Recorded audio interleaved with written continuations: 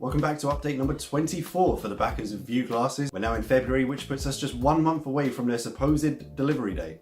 We'll see. So update number 24 is simply titled Tooling. Just tooling.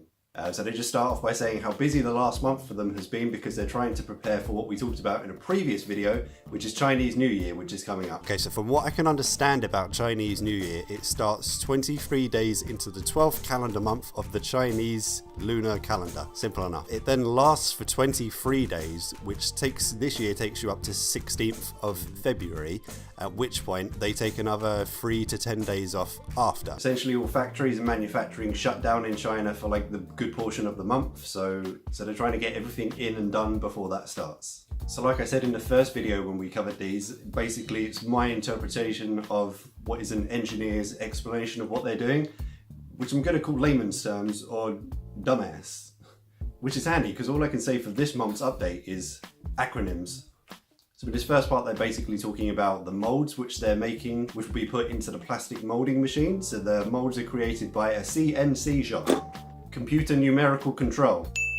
So yeah, in these CNC shops they basically take massive blocks of metal and using a computer they like carve out the design of what needs to go into the plastic molding machine. So after the molding process they've said the next step is for our factory to finish our molds and prepare the first samples, often referred to as first shots or TO. First shots and TO is different, would it not be FS? Anyway, this is where they'll actually inject the molds with molten plastics so that we can assemble and test those parts. At this stage, it is common to find mistakes or dimensions that need to be changed. This is because there are a lot of real-world variables that can cause differences between computer models and actual product samples, like temperature, humidity, purity of the plastics, etc. Once they've been through CNC, they then go for EDM, which is not electronic dance music. It's electrical discharge machining. So it's a quick video which just shows that it's a way of carving through that metal block basically in a more precise manner than a drill. It uses electric current to slowly erode away parts of the metal to make the design that they need. So it looks like CNC is used to cut out like big parts of the metal and EDM is used to cut out the precise parts within that mold where they need to place electronic components. So it's a lot smaller and it can't be done with CNC. Same with the other videos, we're going to quickly kind of have a look over these parts of it. It's cool that they include it, but I mean, I'm not an engineer, so I can't explain it. Maybe you're not an engineer, and you don't need to know it. We just need to know when the delivery date is going to be. But there we go, picture of the final product, which is the mold, which will go into the molding machine, which they inject plastic into. So this one's obviously for the classic shaped glasses, but then they also have them for the trendy, and there's lots of other shapes and stuff in this picture that you can see. Cool. So as well as the tooling, we've also got an update on the electronics that they're producing. So they're PCBs and they're FPCs. So high level view, it's the boards which are going to go into the parts of the glasses which are being cut out by the EDM. And then these boards will go through another process called SMT, which is Surface Mount Technology.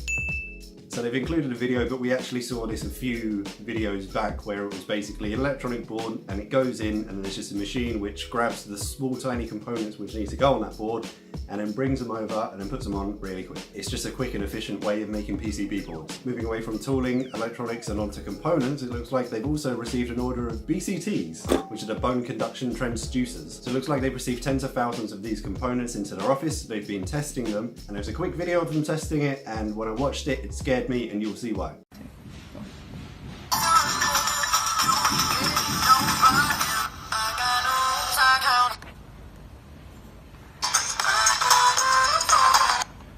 So my initial thought was when they're closing that plastic flap, that's like the component being in the glasses and that's how loud it's going to be. Like that's the amount of leakage they're going to have. So I was scared, and then I read on and there is a bit of an explanation. So it looks like the only way for them to know if these components were working was to do that test but then connect it to an actual audio output. So that's not the amount of leakage they're going to have, that was literally just connected to a speaker so that they could test the component.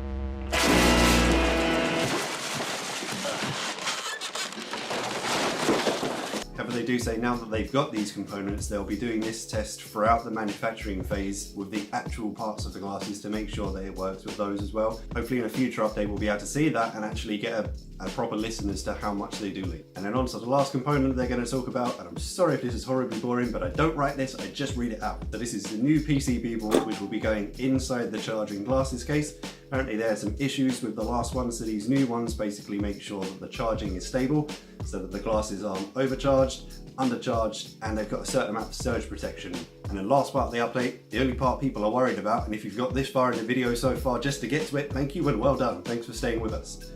Timelines. So that I don't skew or misinterpret any of the information they give about timelines, I'm literally just going to read their update. We're working hard to get as much done as we can before the Chinese New Year. This has involved frequent meetings with our factory representatives to make sure our project is prioritised and kept on schedule before they go on holiday. According to our most recent meeting, they plan to get the first shots to us in the first week of February, allowing us to assemble and test our production units even while the factories are off. How well things go with these tests will determine our ability to stay on schedule. As of now, we're preparing everything from materials, components to the electronics to ramp up to mass produce. We're still targeting for March to be ready to ship. As always, we'll keep you posted. So from that, it sounds like they're taking the molds, put it into the plastic injection molding machine, and then getting these first shots or TOs or whatever they are, and they're not getting them until early February. However, in their own words,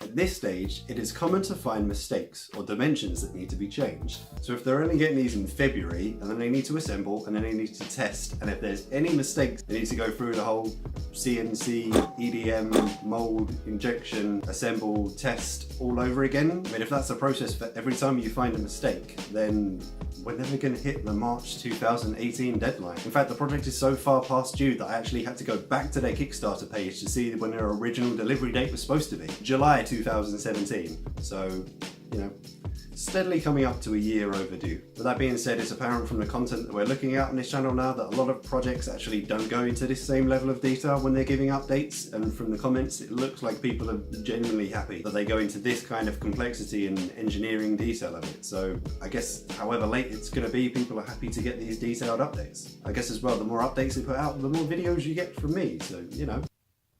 That being said, if you'd like a more detailed look into their update, I will leave the link in the description down below. If you enjoyed this video, remember to give it a like, and for more updates like this in the future, and for a look at any other Kickstarter and Indiegogo projects that we look at on the channel, remember to subscribe. As always, thanks for watching, and I shall see you in the next one.